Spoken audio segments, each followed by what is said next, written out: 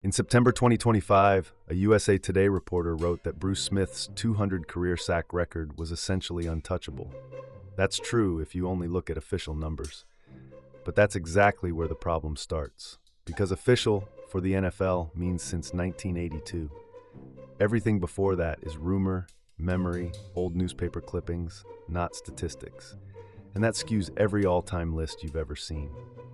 Let's start with what counts as official, specifically for the defensive end position, not the usual mixed lists that lump in 3-4 outside linebackers like Von Miller or DeMarcus Ware, who were never classic DEs.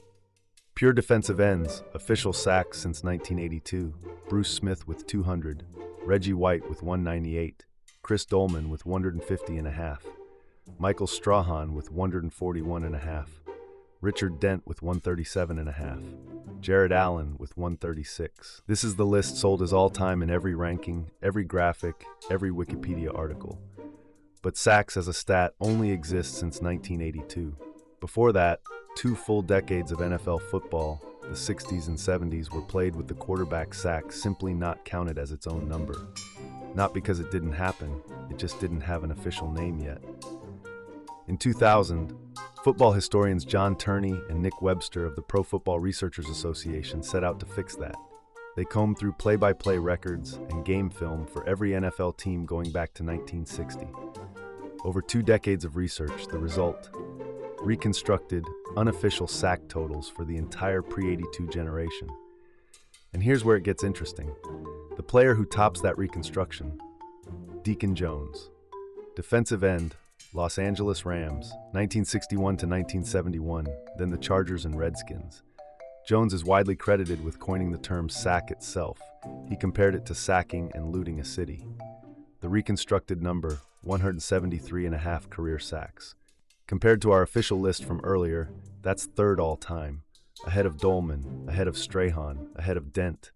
Officially recognized, none of those sacks, because the statistic didn't exist when he played. CBS Sports independently confirmed this.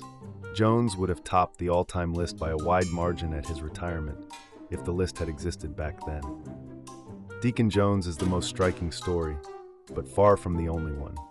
Let's build a corrected ranking, official numbers since 1982, plus reconstructed numbers before that. For pure defensive ends, Bruce Smith at 200, Reggie White at 198, Deacon Jones at 173.5, reconstructed, Jack Youngblood at 151.5, reconstructed, Chris Dolman at 150.5, Michael Strahan at 141.5, Richard Dent at 137.5, Jared Allen at 136, Carl Eller at 133.5, reconstructed, Leslie O'Neal at 132.5.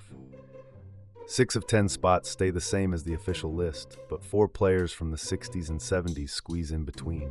Deacon Jones, Jack Youngblood, Carl Eller extend to the top 20, and Coy Bacon, Claude Humphrey, Jim Marshall, and Cedric Hardman show up too, names that simply don't appear in most all-time graphics.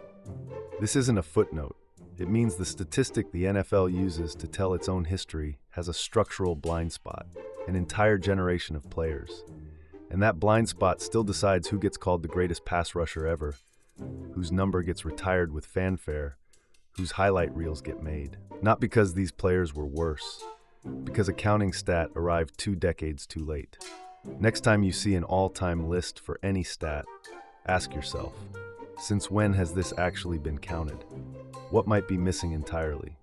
If blind spots like this in football statistics interest you, subscribe. Every video here digs deeper than the obvious ranking.